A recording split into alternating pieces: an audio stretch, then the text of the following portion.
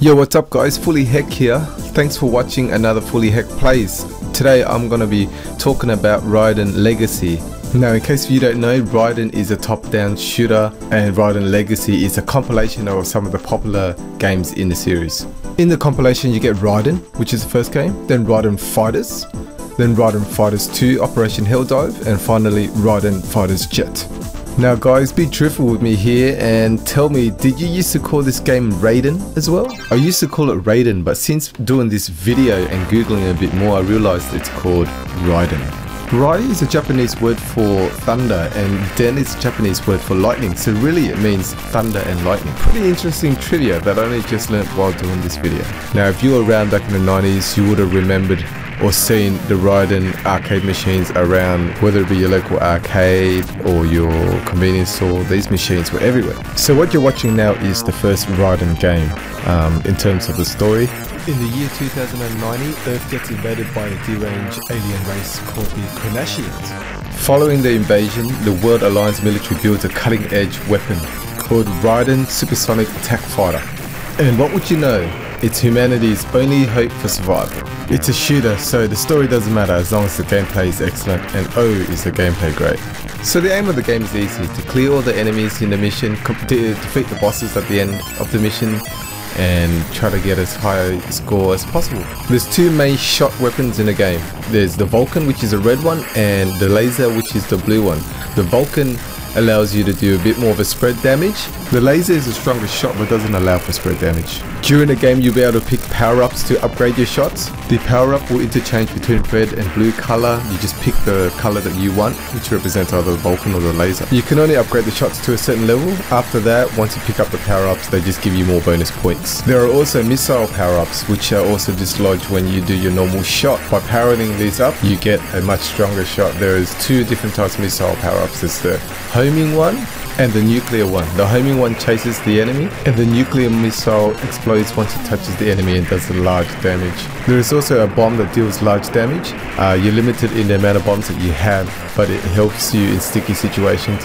Once you launch the bomb, it also clears out enemy shots, helps you clear large wave of enemies. Basically when you're cornered and you have nowhere to go and don't want to die. Near the end of the stage you always meet a boss which you need to defeat. The bosses can be hard sometimes. They do a lot of shots and a lot of spread damage. It requires a bit of skill to avoid getting hit. You have to learn their patterns as well, and you often resort in using the bomb if you have to avoid getting killed. As you progress further, the stages get harder, but you get better. I just love it. So in Raiden Legacy, you're also able to change certain game options, video options in the menu. Here you can see there's music, volume. You can go to video options and change the scan lines, aspect ratio, etc. Then you can also go to game options, and in game options you can change the player 1 controls, player 2 controls, auto fire or not auto fire. Normally I don't like to put auto fire on, that's just too easy. And then you can see there's the ability to change the difficulty from medium to hard for Raiden. There's a mission mode where once you unlock the missions in arcade mode, you can go back and play those missions, which is pretty handy. So I've got to look at the 3 remaining games in the Raiden Legacy compilation as a whole. These are the Raiden Fighters series. The series began with Raiden Fighters, which was released in 1996. Then it was followed by 2 sequels, Raiden Fighters 2 Operation Helldive in 1997 and Raiden Fighters Jet in 1998. I'll go through some of the differences that are in the Raiden Fighters series. In the Raiden Fighters series, there's a large roster of fighters that you can pick from. Each craft has different attributes. Now, the attributes involve movement, which is this fighter's movement speed. The higher the rating, the faster the craft moves. There's the attack power, which is the overall attack damage of the fighter. There's the defensive spread, which is the arc of spread that the primary weapon covers in front of it. And then there's the rapid fire, which is the rate of fire of the primary weapon. Now the gameplay generally remains the same. You got a button to shoot and a button to launch the bomb, and it's still very fast paced. All the standard fighters possess a primary weapon, which is the Vulcan gun, and then they're equipped with 2 secondary weapons, which is either a laser weapon or a missile weapon, and only 1 secondary weapon can be active at a certain time. In terms of the power-ups, the L means laser type weapon, which varies widely between different crafts. There's the M, which is the missile type weapon, and then there's the S, which is a slave machine. And a slave machine is a small drone wingman that provides extra firepower for the craft. You can have 2 slaves active for each craft. The slaves are cool. They don't only provide you with extra firepower, but they're also protection from enemy fire. In the Raiden Fighter series, there's also a charged special attack. Some fighter crafts have charged attacks and some don't. Now what it does is you have to hold the button for a brief period of time, and then you see it lights up, and that means you have charged your attack. The charge attack is available for both the laser and the missile weapons, so you need to have those secondary weapons picked up. Here you see me charge my attack, and it's a missile as a secondary weapon. You see that it spreads with a lot of missiles at the same time, so obviously you can't use that too often when it's really frantic, but use it when you have a brief period of time when no enemies are shooting at you and you're able to charge the attack. Now here I'm going to pick up the secondary laser weapon, and so I'm going to switch from the missile to a laser, and you'll see the secondary attack. Again, each fighter craft has their own different type of laser and missile attack. Now if you perform the charge attack when you have the slave aircrafts with you, they will assume 1 of 4 different types of attack formations during that period where you do the charged attack. So if you take a look here, I'll be charging my secondary missile attack, and the crafts will form a certain formation for that period, and then they'll come back to being normal again. There are some great formations that these slave crafts take during the charge attack, and I think it adds a lot of strategy and replayability to the game, including this one where it just locks on to the target. That's pretty awesome. So something else that's different about the series is that the difficulty dynamically adjusts itself. It takes into account how many power-ups you've collected and how long you've survived between lives. This mechanism is referred to as rank, and as your rank increases, the enemies will fire more bullets, and they might even travel faster. I noticed this when I was playing. It definitely feels like when you got more power-ups, there's more shots being fired at you. The hitbox sizes also vary between different fighter crafts. There's many bonus scoring opportunities that exist between the 3 games. Some of the common ones are like the quick shot. You destroy an enemy before it has a chance to fire at you, or you destroy a set of enemies within a 1 second time frame.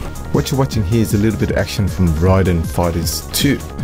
There's a bigger selection of fighter crafts to play as, many of which are from the original Raiden Fighters.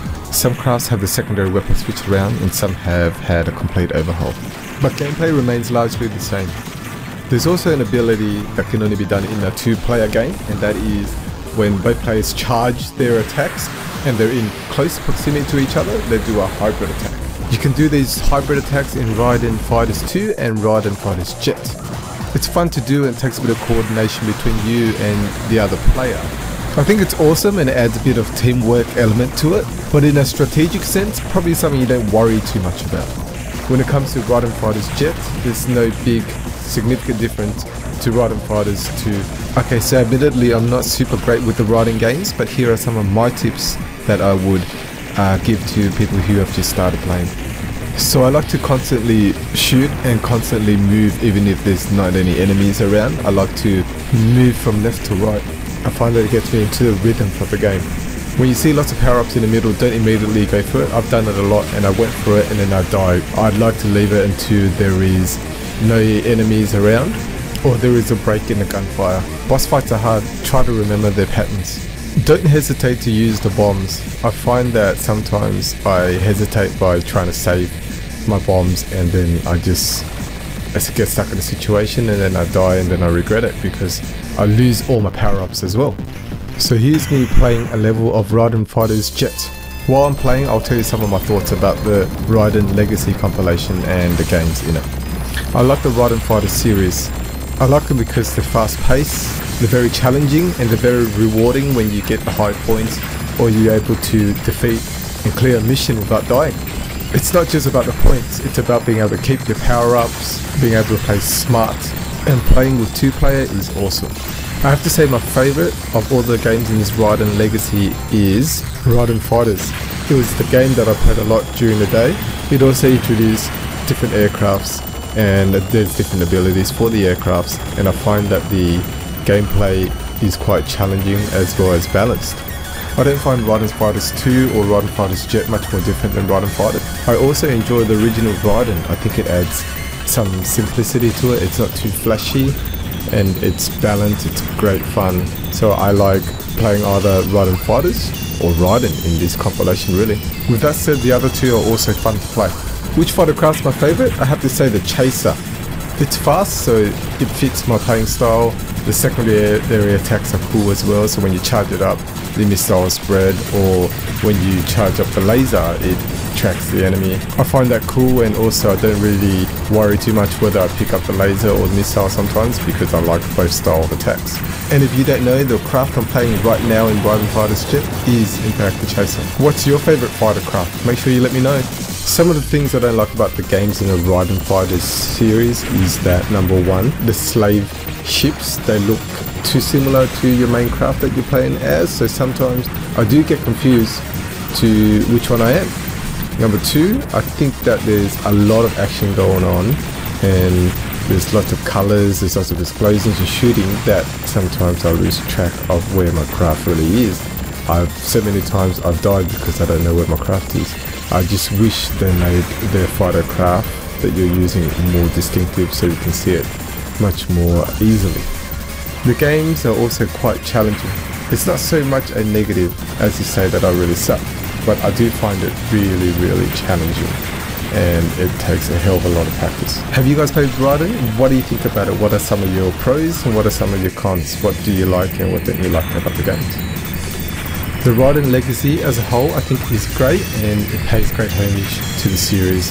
I would highly recommend that you get it if 1, you love shooters, 2, you love the 90s style arcade retro games, 3, you'd like a challenge, because this would definitely give you a challenge, or number 4, you like a game that's not about the story and more about the action and fast gameplay and all about getting really high scores. And there you go, that's Raiden Legacy.